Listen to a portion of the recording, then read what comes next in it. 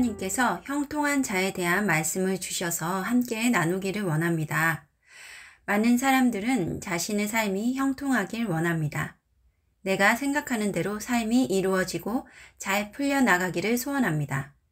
하나님 또한 우리의 삶이 형통케 되길 원하시고 우리의 삶에 복 주시기를 원하십니다. 우리가 예비되어 있는 복을 다 받는 자가 되기를 원하시고 형통한 자가 되기를 원하십니다. 그러나 많은 사람들이 형통하지 못하게 살아가고 있습니다. 특별히 크리스천들 중에서도 삶이 풀리지 않고 늘 쳇바퀴 도는 삶 속에서 어떻게 하면 이 삶에서 벗어날 수 있을까 생각하는 사람들이 많이 있습니다. 그리하여 오늘은 성경에 나오는 요셉의 이야기를 통해 형통한 자가 되는 원리에 대해서 함께 나누고자 합니다. 첫 번째로 형통한 자가 되기 위해서는 우리의 삶에 하나님이 함께 하셔야 합니다. 창세기 39장에 보면 여호와께서 요셉과 함께 하심으로 그가 형통한 자가 되었다고 합니다. 하나님이 함께 하시지 않는 인생은 형통하게 살아갈 수가 없습니다. 우리가 아무리 주어진 일을 열심히 한다고 하더라도 하나님이 함께 하시지 않으면 형통할 수 없는 것입니다. 하나님이 함께 하시지 않으면 사람들에게 은혜를 입을 수 없고 하는 일이 잘 될 수 없습니다. 3절에 보면 그의 주인이 여호와께서 그와 함께 하심을 보며 또 여호와께서 그의 범사에 형통하게 하심을 보았더라고 합니다. 보디발은 하나님이 요셉과 함께 하심을 보았습니다. 보디발은 하나님을 믿지 않는 사람이었지만 요셉의 삶을 보며 하나님이 계시고 요셉의 삶이 하나님으로 인해 형통하다는 것을 느낄 수 있었습니다. 그리하여 보디발은 그에게 자신의 모든 소유를 다 위탁하였습니다. 요셉이 하는 일마다 형통케 됨을 보았기 때문입니다. 그리고 하나님께서는 요셉을 위해 주셔서 보디발의 집에도 복을 내리셨고 여호와의 복이 그의 집과 밭에 있는 모든 소유에 미쳤다고 합니다. 이렇듯 하나님께서 내가 하는 일과 또 함께하는 사람들의 마음에 은혜를 부어주셔야 형통케 될 수 있습니다. 그리고 그 형통이 다른 사람들에게도 흘러갈 수 있습니다. 그렇기에 우리는 늘 주님과 함께하는 자가 되어야 하는 것입니다. 오직 하나님께서 우리와 함께 하시고 우리를 위해 일해 주셔야 한다는 것입니다. 그렇기에 나의 힘으로, 나의 생각으로 열심히 한다 한들 하나님이 친히 위해 주는 사람과는 비할 수가 없다는 것입니다. 우리는 하나님께 은혜를 입어야 하는 자들인 것입니다. 그렇기에 주님 앞에 나가 겸손하게 그분의 은혜를 구해야 하는 것입니다. 요셉은 매 순간 하나님을 생각하고 하나님의 뜻을 묻고 하나님의 뜻대로 살아가는 자였습니다. 그는 이렇게 하나님과 동행하는 삶을 살았습니다. 그가 자신의 생각대로 일을 했다면 하나님의 형통이 주변으로 흘러갈 수 없었을 것입니다. 그는 하나님의 뜻대로 하나님이 주시는 지혜로 일했기에 하나님의 형통이 보디발의 집에도 흘러갈 수 있었던 것입니다. 그리고 결국에는 애굽의 총리에 이르는 자리까지 갈 수 있었던 것입니다. 여러분, 하나님의 은혜를 입은 자가 형통한 자가 될 수 있음을 잊지 마십시오. 겸손하게 주님의 은혜를 구하며 주님과 동행하십시오. 그리고 자신의 생각을 내려놓고 하나님의 지혜를 구하며 하나님의 뜻대로 주어진 일을 해 나가십시오.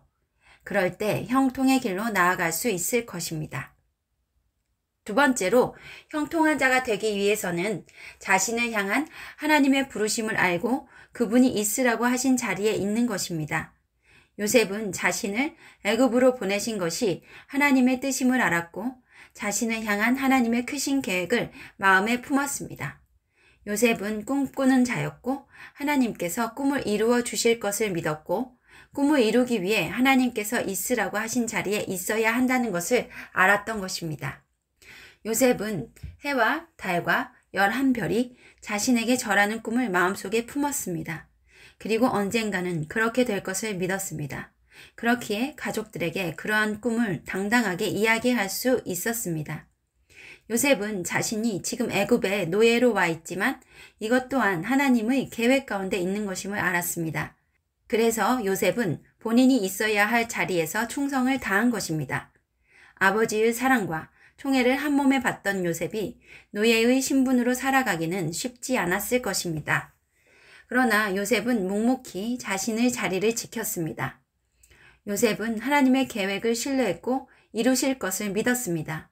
그렇기에 형제들을 만났을 때 나를 이리로 보낸 것은 형제들이 아니라 하나님이시라고 고백할 수 있었던 것입니다. 요셉이 노예의 삶을 벗어나고자 했다면 그는 애굽의 총리가 되지 못했을 것입니다. 자신이 있는 자리에서 충실하게 자신에게 맡겨진 임무를 수행했기에 애굽의 총리가 되는 기적을 맛볼 수 있었던 것입니다. 상담을 하다 보면 왜 이렇게 자신의 일이 안 풀리는지, 지금 이곳이 자신이 있어야 할 곳인지 여쭤보는 분들이 많이 계십니다. 먼저는 하나님 안에서 자신의 부르심을 알아야 합니다. 하나님이 자신의 삶에 어떠한 계획을 가지고 계시고 지금 있는 자리에서 어떻게 나아가길 원하시는지를 깨달아야 합니다. 지금은 믿는 사람들의 마음 가운데 성령님이 내주하고 계시기 때문에 누구나 하나님으로부터 오는 말씀을 들을 수 있고 자신의 부르심이 무엇인지 하나님께서 알려주십니다. 지금 저에게 훈련받으시는 분들 또한 하나님께 직접 자신의 부르심을 듣고 그 부르심을 향해 지금 있어야 하는 자리에서 열심히 본인에게 주어진 일들을 충실하게 해나가고 계십니다. 여러분의 부르심을 아셨다면 지금 있는 자리에서 성급히 떠나지 마십시오.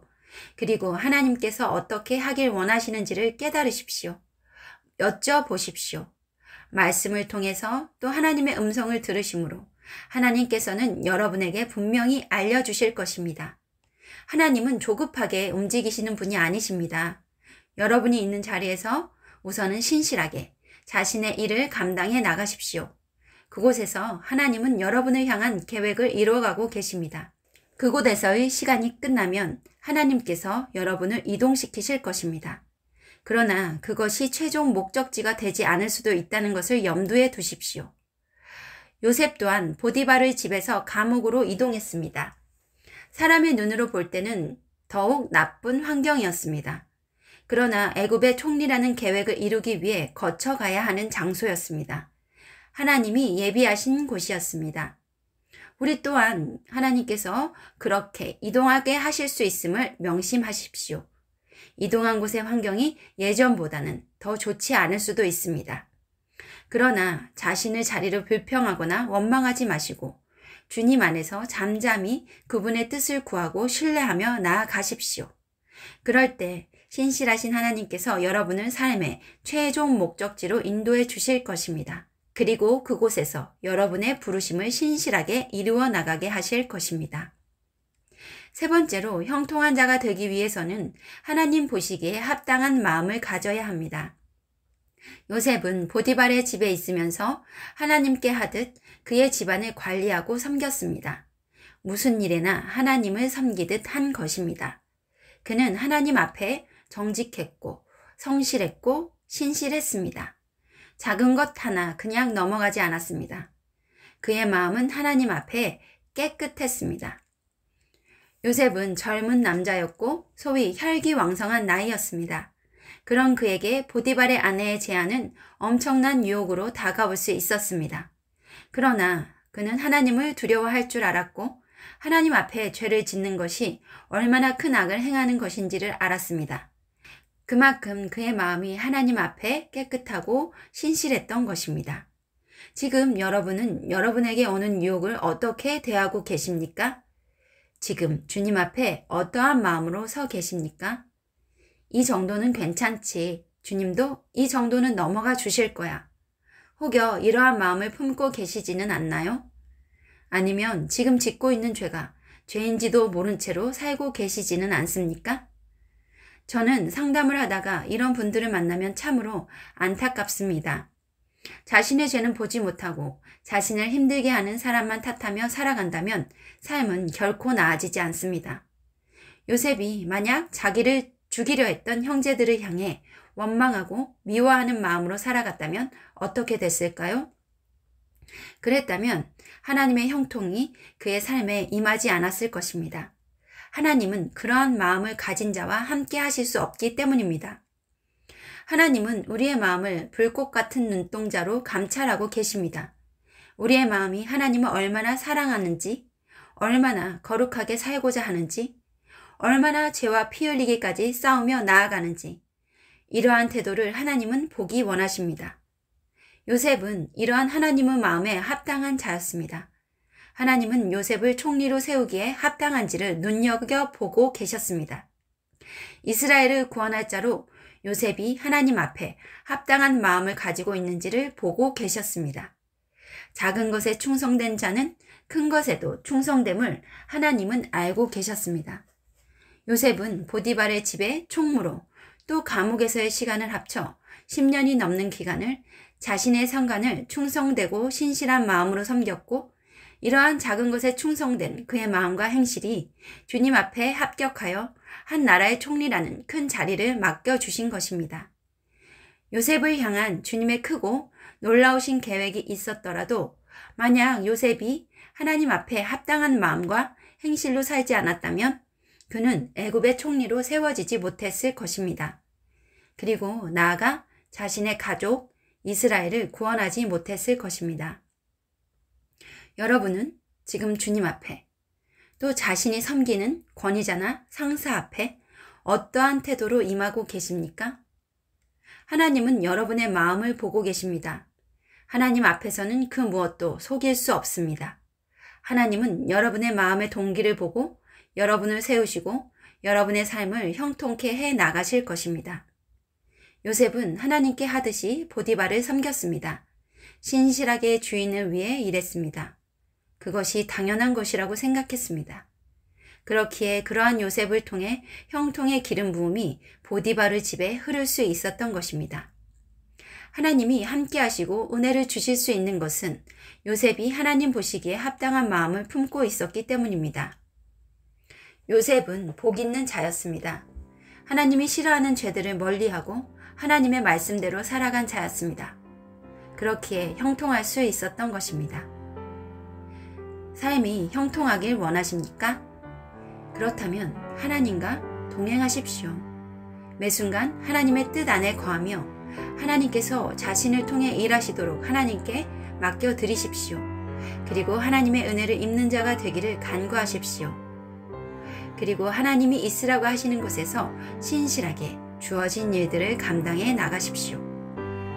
마지막으로 자신의 마음을 복이 흐르는 통로로 깨끗하게 만들어 가십시오. 죄를 멀리하고 죄와 싸우며 하나님께 하듯 윗사람을 섬기고 충성스럽게 일하십시오.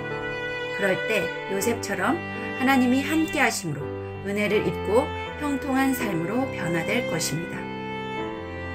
이 동영상을 들으시는 모든 분들이 하나님의 형통하심을 맛보는 삶이 되시기를 주님의 이름으로 축복합니다.